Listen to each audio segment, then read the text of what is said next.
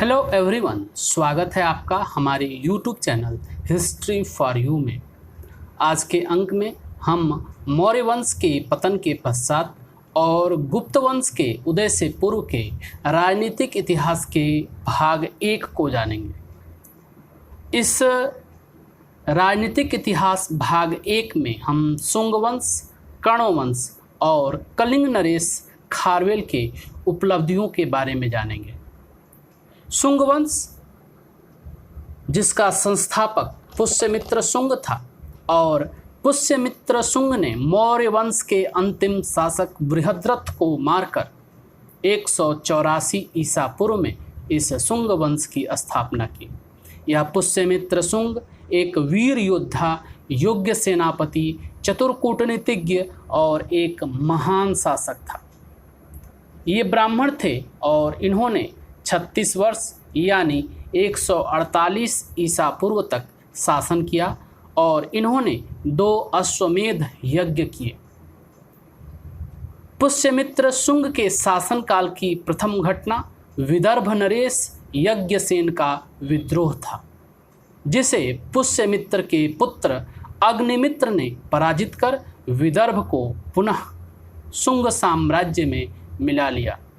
परवर्ती शुंग शासक भागवत या भागभद्र की सभा में यवन शासक एंटियालकिड्स का राजदूत, जो डियोन का पुत्र और तक्षशिला निवासी हेलियोडोरस था, वह आया था और इस हेलियोडोरस ने भागवत धर्म स्वीकार कर बेसनगर विदिशा में गरुड़ ध्वज स्थापित किया था।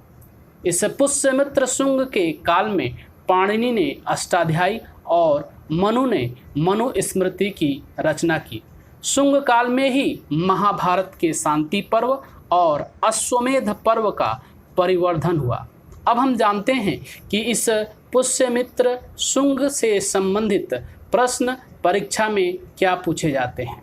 पहला प्रश्न यह पूछा जाता है कि मौर्य वंश का अंतिम शासक कौन था। मौर्य वंश का अंतिम शासक बृहद्रथ था, जिसकी हत्या कर पुष्यमित्र शुंग ने शुंग वंश की स्थापना की। इससे प्रश्न यह पूछा जाता है कि पुष्यमित्र शुंग, जो शुंग वंश का संस्थापक था, उसने किस अंतिम मौर्य शासक का वध कर शासन प्राप्त किया। तो वह बृहद्रथ था। बृहद्रथ को मारकर पुष्यमित्र शुंग ने शुंग वंश की स्थापना की। दूसरा प्रश्न यह पूछा जाता है कि पुष्यमित्र शुंग वंश का संस्थापक कौन था। तो शुंग वंश का संस्थापक पुष्यमित्र शुंग था। इसके अलावा यह प्रश्न पूछा जाता है कि हेलियोडोरस किसके दरबार में भारत आया था। तो हेलियोडोरस भागवत या भागभद्र की सभा में आया था और इस हेलियोडोरस ने बेसनगर विदिशा में गरुड़ ध्वज स्थापित किया था। इससे प्रश्न यह पूछा जाता है कि बेसनगर विदिशा में गरुड़ ध्वज की स्थापना किसने की थी। इसके अलावा मनुस्मृति की रचना किसने की या मनुस्मृति की रचना कब हुई और पाणिनि ने अष्टाध्यायी की रचना किसके समय में की। यह शुंग वंश से संबंधित प्रश्न पूछे जाते हैं। अगला जो हमारा बिंदु है वह कर्ण वंश है। जिस तरह पुष्यमित्र शुंग की स्थापना मौर्य वंश के अंतिम शासक बृहद्रथ को मारकर हुई थी, कुछ इसी तरह का घटनाक्रम इतिहास में फिर से दोहराया गया और अंतिम शुंग शासक देवभूति का उसके प्रधानमंत्री वासुदेव कर्ण ने वध करके राजसत्ता प्राप्त किया और यह भी ब्राह्मण थे। और इस कर्ण वंश में 4 शासक हुए, जिसमें प्रथम शासक वासुदेव, दूसरे शासक भूमिमित्र, तीसरे शासक नारायण और चौथे शासक सुशर्मन या सुशर्मा थे। अंतिम शासक सुशर्मा की हत्या 30 ईसा पूर्व में सीमुक ने की और इस सीमुक ने ही एक नए राजवंश की स्थापना की, जिसको सातवाहन वंश के नाम से जाना गया और यह सातवाहन वंश भी ब्राह्मण वंश था।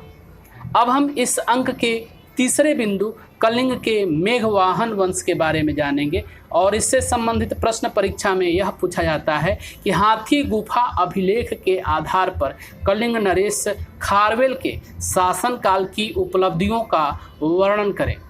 तो यह जो कलिंग का चेदी वंश था, इस चेदी वंश के मेघवाहन कुल का तीसरा शासक खारवेल था, जिसका समय ईसा पूर्व प्रथम शताब्दी के मध्य था। और इस जानकारी का स्रोत उदयगिरी उड़ीसा का हाथी गुफा अभिलेख है। इस हाथी गुफा अभिलेख में खारवेल के शासनकाल के 13वें वर्ष तक की उपलब्धियों का वर्षवार विवरण है, जिसमें पहले वर्ष में शासनकाल के प्रथम वर्ष में खारवेल ने कलिंग की राजधानी का पुनर्निर्माण करवाया। दूसरे वर्ष सातवाहन नरेश सातकर्णी की शक्ति को ललकारते हुए मुसिक नगर पर आक्रमण कर उसे ध्वस्त किया। तीसरे वर्ष राजधानी में विशाल उत्सव मनाया गया। चौथे वर्ष बरार के भोजकों और पूर्वी खानदेश तथा अहमदनगर के रठिकों पर अपना आधिपत्य स्थापित किया गया।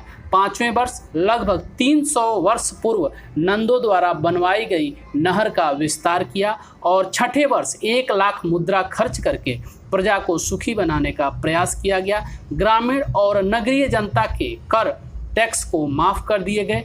7वें वर्ष का विवरण अस्पष्ट है।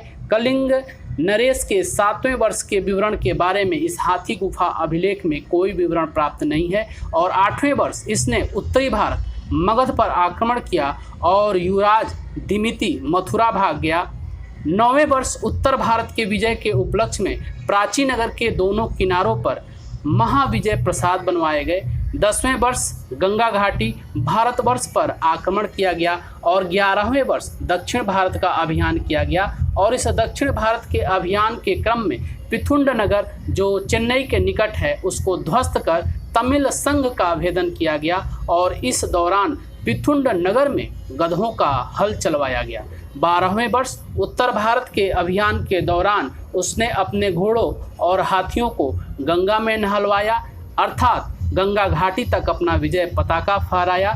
और 300 वर्ष पूर्व नंद शासक द्वारा मगध ले जाई गई जैन प्रतिमा जैन तीर्थंकर की प्रतिमा को वापस कलिंग लेकर आया।